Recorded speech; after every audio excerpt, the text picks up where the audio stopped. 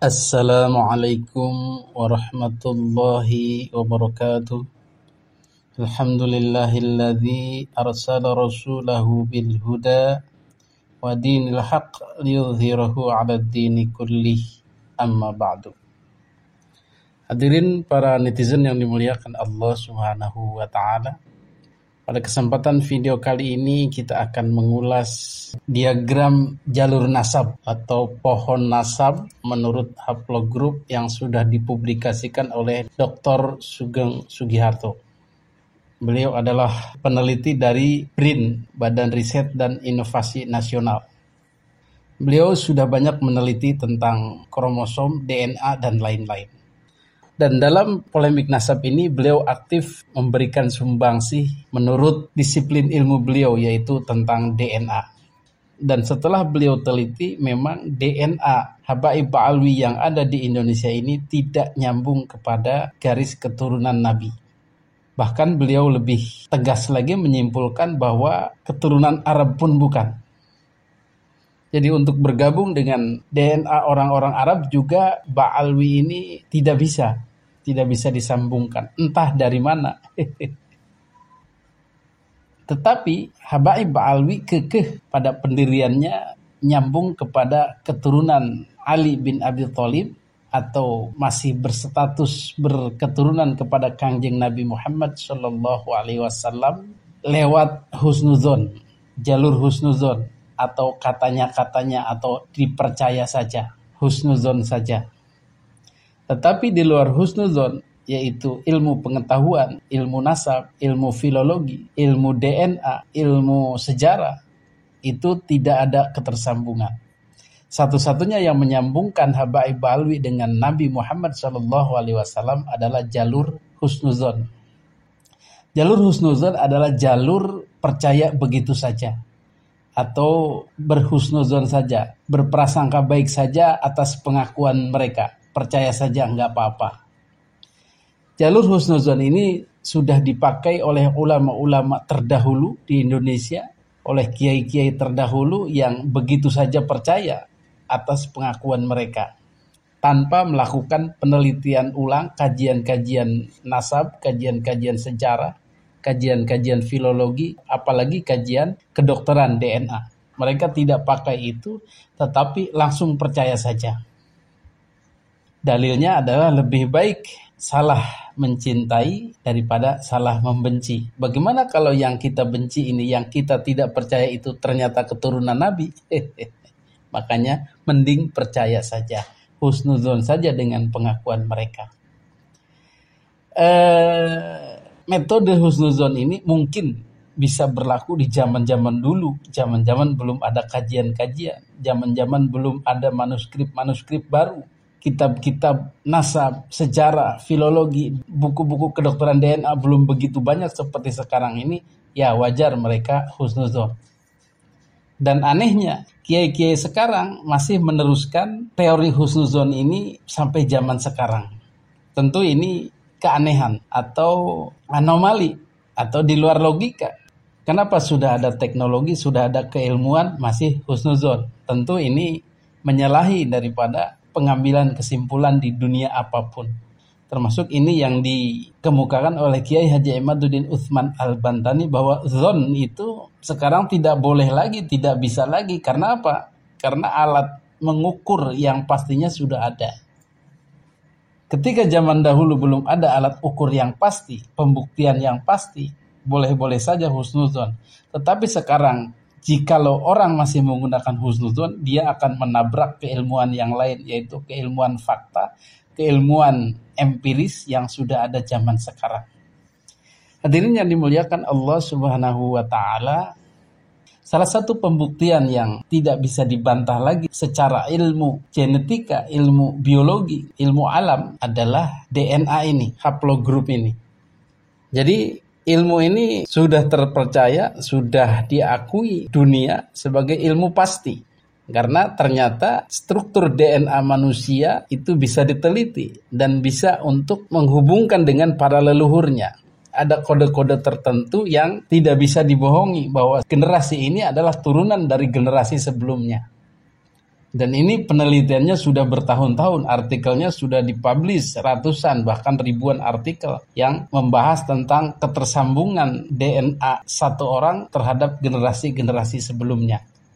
Bahkan bisa ditrace, bisa ditelusuri sampai nasab yang jauh ribuan tahun berkat teknologi kromosom ini, teknologi penelitian DNA ini. Salah satu yang intens diteliti oleh Dr. Sugeng Sugiharto adalah DNA orang-orang Arab yang berketurunan kepada Nabi Ibrahim alaihissalam. Jadi satu kakek yang sama, Ibrahimiyah, yaitu yang melahirkan Islam, melahirkan Kristen, melahirkan Yahudi. Itu bukan omong kosong belaka, itu ada sejarahnya, itu ada jejak genetikanya. Jadi informasi bahwa kakek tiga agama samawi, Yahudi, Nasrani, dan Islam itu memiliki kakek yang sama yaitu Ibrahim adalah benar. Dan bisa ditelusuri, bisa dipertanggungjawabkan secara ilmiah. Dari sisi genetika kita lihat diagram yang sudah dibuatkan oleh Dr. Sugeng Sugiharto.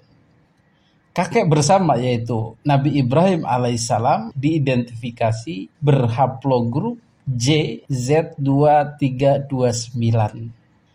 Maka masing-masing dari anaknya yaitu Ishak dan Ismail itu pastinya memiliki haplogrup J. Ishak itu JY3081, Ismail JL858. Dan dari keturunan Ishak kemudian Yakub ke bawahnya itulah yang melahirkan kaum Yahudi. Kemudian dari Ismail itu melahirkan keturunan Islam. Itu ada Adnan, kemudian melahirkan Quraisy.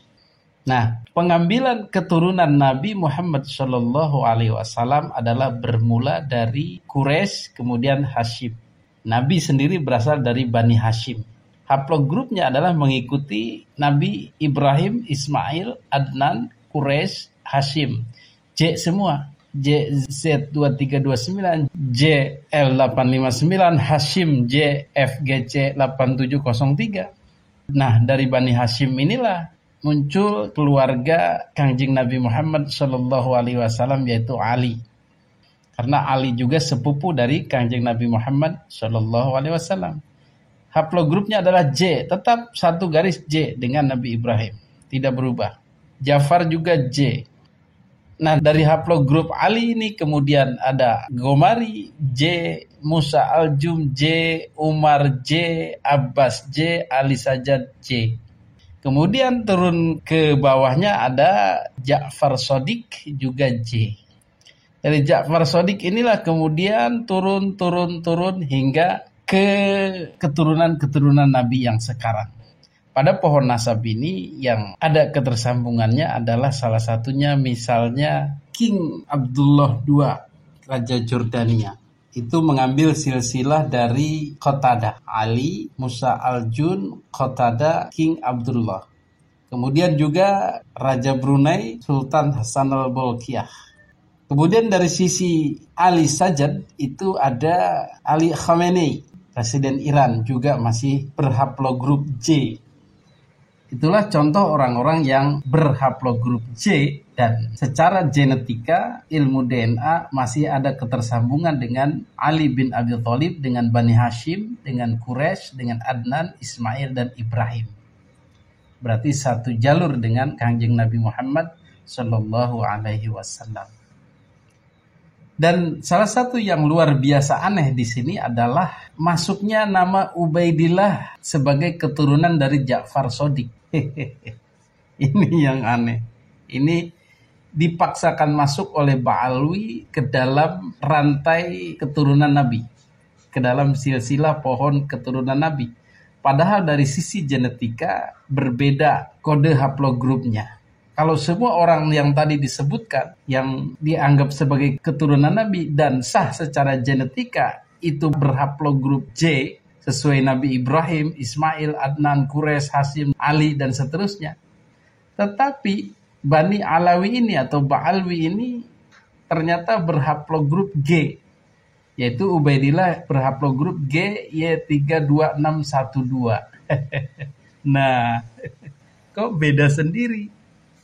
Semua keluarga Nabi Ibrahim itu, baik yang Yahudi maupun yang Nasrani maupun yang Islam, itu berhaplogrup J sesuai kakek mereka, kakek yang sama, yaitu Nabi Ibrahim alaihissalam. Tetapi kok kenapa Bani Alwi ini, Ba'alwi ini beda sendiri? Masa iya atau apakah mungkin Ubaidillah ini berketurunan kepada Ja'far Shadiq sementara kromosomnya, kode genetikanya, DNA-nya berbeda dengan Ja'far Shadiq, berbeda dengan Ali, berbeda dengan Bani Hashim, berbeda dengan Nabi Ibrahim alaihissalam. Mereka tidak berkakek kepada Nabi Ibrahim alaihissalam. Lalu kakeknya siapa? Jadi masuknya Ubaidillah ini secara ilmu DNA itu suatu keanehan. Dipaksakan alias dicangkokkan, disambung-sambungkan. Ya tentu tidak akan diterima secara ilmu genetika, secara ilmu biologinya. Karena beda kode, beda kromosom. Ini orang lain, ini orang luar, ini orang mana antah berantah, nggak tahu dari mana haplogrup G ini asalnya. Maka keturunan-keturunan Ubaidillah yang kemudian menjadi Habib di Indonesia ini semua berhaplogrup G. Di antaranya ya Habib Lutfi, Habib Rizik, Habib Bahar, Habib Taufik, dan lain-lain itu sama sekali tidak nyambung kepada keluarga Bani Hashim, bahkan orang-orang Arab. Lalu dari mana mereka ini? Wallahu a'lam. Menurut Kiai Haji Imaduddin, sesuai dengan ilmu nasab, dicangkokkan kepada pohon nasab Ali bin Abi Thalib.